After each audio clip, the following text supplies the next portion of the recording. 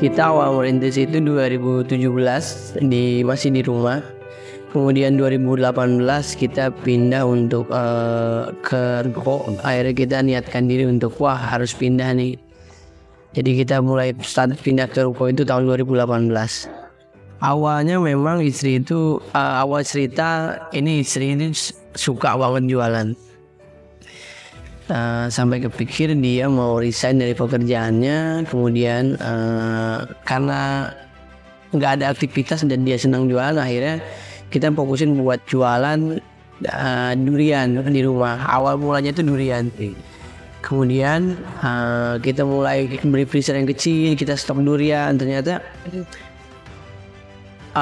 durian ini menjamur, jadi banyak yang suka gitu. Dari awal titip sampai akhirnya kita stokis, terus beli freezer lagi, jadi banyak ya, sampai akhirnya kita punya freezer dengan durian, stok durian itu yang cukup banyak. Nah, karena durian ini ada musim, jadi kadang kita itu nggak ada stok durian. Ketika kita nggak ada stok durian, wah ini sayang freezer. Akhirnya kita isi dengan kentang, nugget. Dari situ mulai kepikir, wah kenapa nggak kita fokusin juga kentang dan nuggetnya. Akhirnya ya udah, kita isi lagi nugget, kita isi lagi kentang dan produk-produk jemput. Dan itu ternyata alhamdulillah sampai sekarang berjalan dengan baik. Yang utama memang di Mekarwangi, kemudian yang kedua ada di Ciawi. Di Ciawi depan Rancamaya persis. Dan untuk di Mekarwangi ini kita memang ada 2 outlet. Yang pertama itu outlet makanan ringan dan coklat. Itu toko yang memang toko lama. Setelah kami pindah, toko itu tidak terisi, makanya kami berpikir ya sudah ini jadikan toko snack saja dan coklat. Karena kan memang coklat itu perlu penanganan atau tempat yang lebih dingin gitu. Jadi nggak bisa kami campur dengan toko frozen. Dan untuk toko frozen sendiri kami sudah pindah ke toko yang tempat baru, dia memang lebih luas, lebih nyaman untuk berbelanja.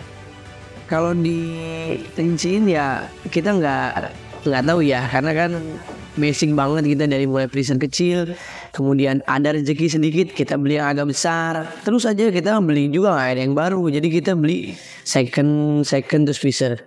Ada rezeki lagi beli lagi, nah sampai akhirnya kok freezernya gitu. Ya paling kita awal modal itu dulu untuk ngebangun aja sih. Kalau untuk dari permodalan visi barang ya kita mengikuti rezeki yang kita punya aja. Ada rezeki sedikit kita beli, ada rezeki sedikit beli. Karena memang kalau untuk tempat awal kan kita memang sewa tempat dan kita butuh untuk membangunnya aja sih. Seperti itu.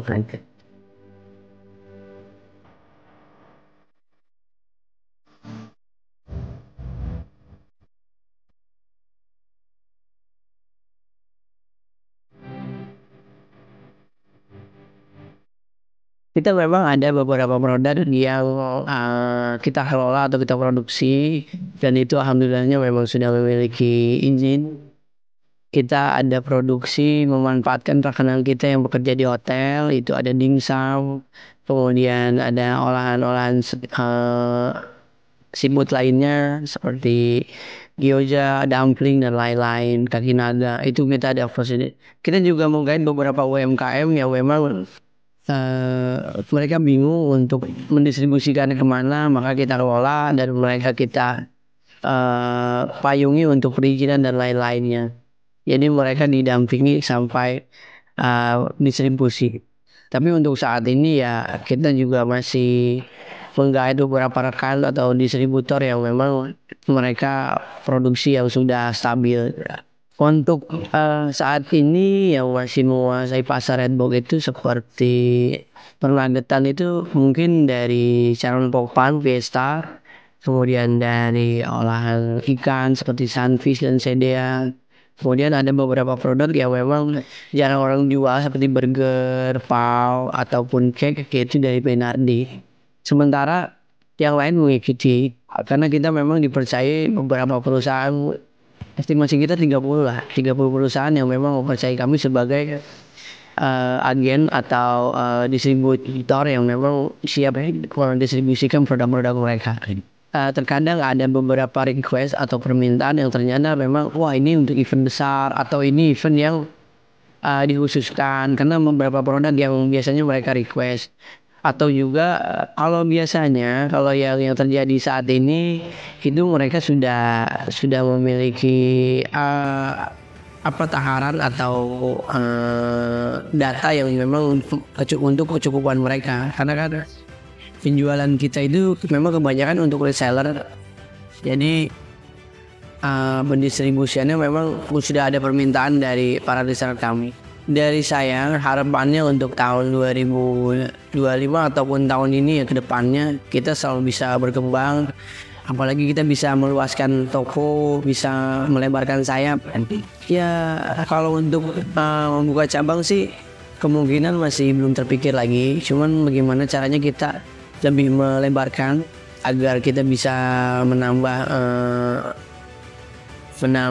produk yang kita jual, terutama memang kita bisa menambah sumber daya manusianya, jadi kita bisa membuka lapangan kerja lebih banyak.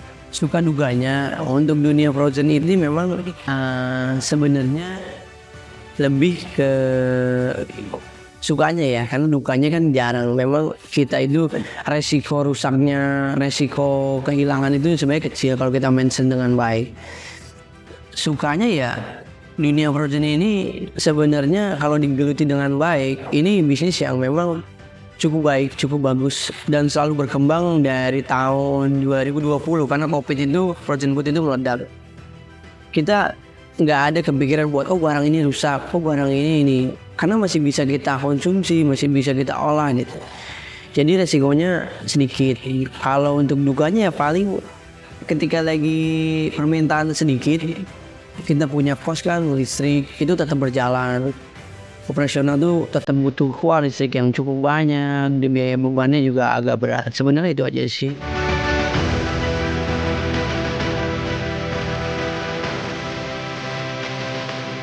Total karyawan untuk saat ini 16 orang, cuman kita dibantu dari beberapa perusahaan menitipkan para SPG-nya untuk stay di sini membantu toko saya. Itu kalau diseluruhkan ada 15 orang, jadi total 32 lah. Hal terbesar itu nggak tercipta dari sesuatu yang besar, mulai dari langkah yang kecil. Nggak perlu kita takut dengan modal yang besar ataupun takut gagal. Dan mulailah dari sesuatu yang memang hobi. Kayak saya mungkin hobi makan durian, ya saya harus jualan durian. Ternyata banyak juga peminat durian lain.